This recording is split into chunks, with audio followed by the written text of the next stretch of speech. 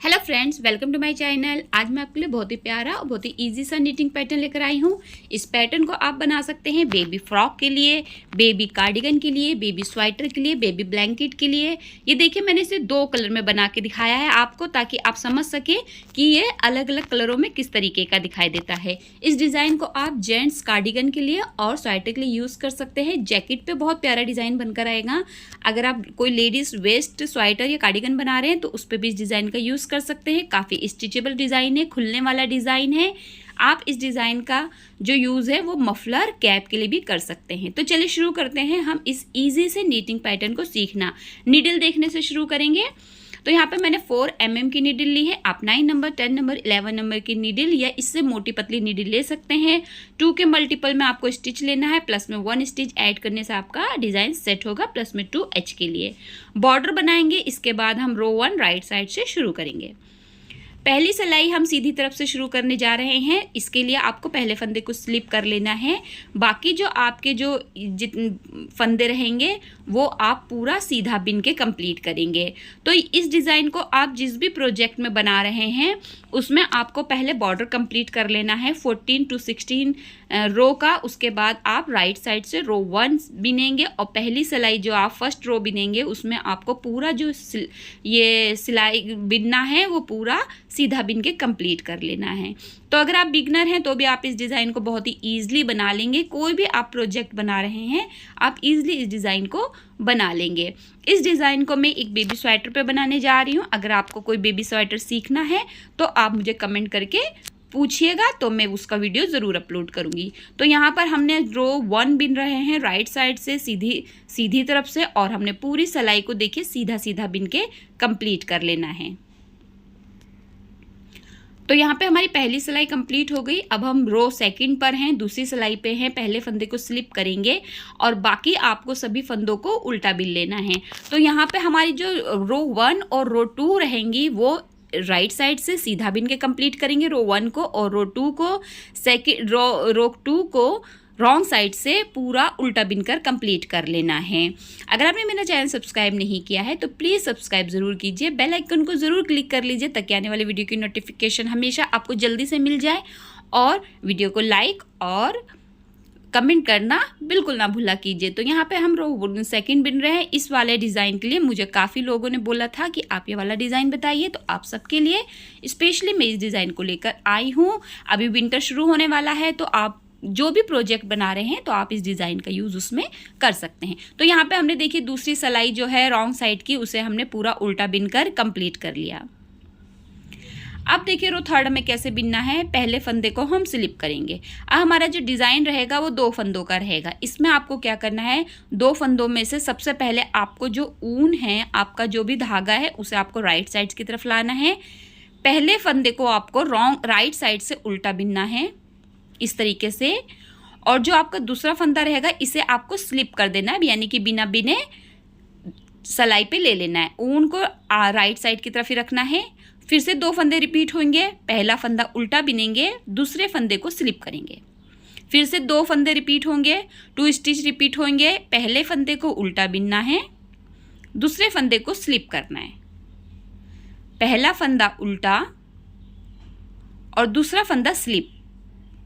तो यहाँ पे रो 3 आपको पूरा इसी तरीके से कंप्लीट करना है। 2 फंदों का डिज़ाइन है। पहला फंदा उल्टा बिनेंगे, दूसरा फंदा स्लिप करेंगे। पहला फंदा उल्टा बिनेंगे, दूसरा फंदा स्लिप करेंगे। पहला फंदा उल्टा बिनेंगे, दूसरा फंदा स्लिप करेंगे। ऊन को आपको राइट साइड की तरफ ही रखना है। देखिए एक फंदा उल्टा, एक फंदा बिना बिने दूसरी सिलाई पे, फिर से एक फंदा उल्टा। देखिए इस तरीके से एक फंदा उल्टा, एक फंदा स्लिप, एक फंदा उल्टा, एक फंदा स्लिप।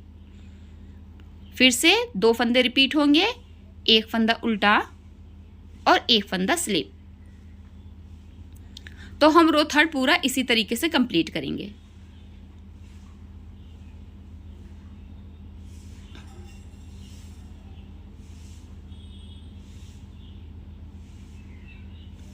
अब यहाँ पे देखिए हमारा जो फंदे हैं ये वाला स्लिप होगा, और ये जो हमारा डिज़ाइन सेट करने का फंदा है ये आपको उल्टा बिनना है। अब H के फंदे को आप सीधा बिनते हुए रो 3 को कंप्लीट कर लेंगे। रो 4 थोड़ा सा आपको ध्यान देना पड़ेगा। देखिए रो 4 हमारा रॉन्ग साइड की तरफ आएगा। पहले फंदे को हम स्लिप करेंगे।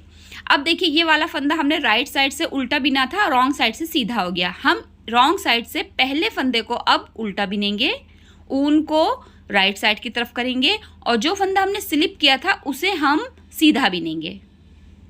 फिर से यही 2 फंदे रिपीट होंगे। ऊन को आप सबसे पहले धागे को रॉन्ग साइड की तरफ लाएंगे। ये जो आपका रॉन्ग साइड से सीधा फंदा दिखाई दे रहा है इसे आपको उल्टा बिनना है।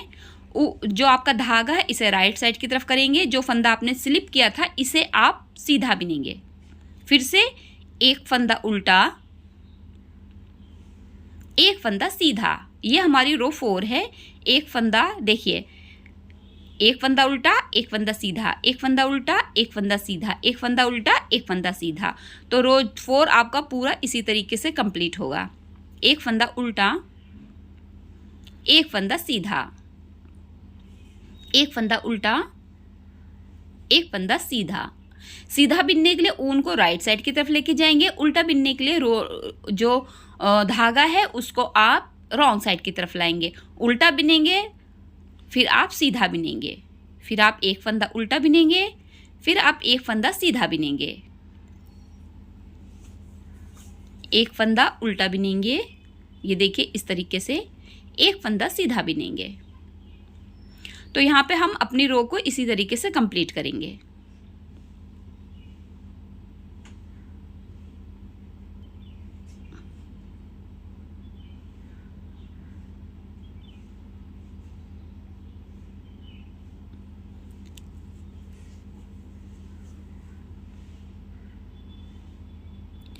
तो हमारे लास्ट फंदे आ गए हैं। यहाँ पर देखिए एक फंदा उल्टा, एक फंदा सीधा। अब ये वाला फंदा हमारा देखिए डिजाइन सेट करने का ये सीधा ही आना चाहिए जो राइट साइड से हमने उल्टा बिना था। अब इसे हम रॉन्ग साइड से उल्टा बिन देंगे। अब एच के फंदे को उल्टा बिन के रो कंप्लीट करेंगे।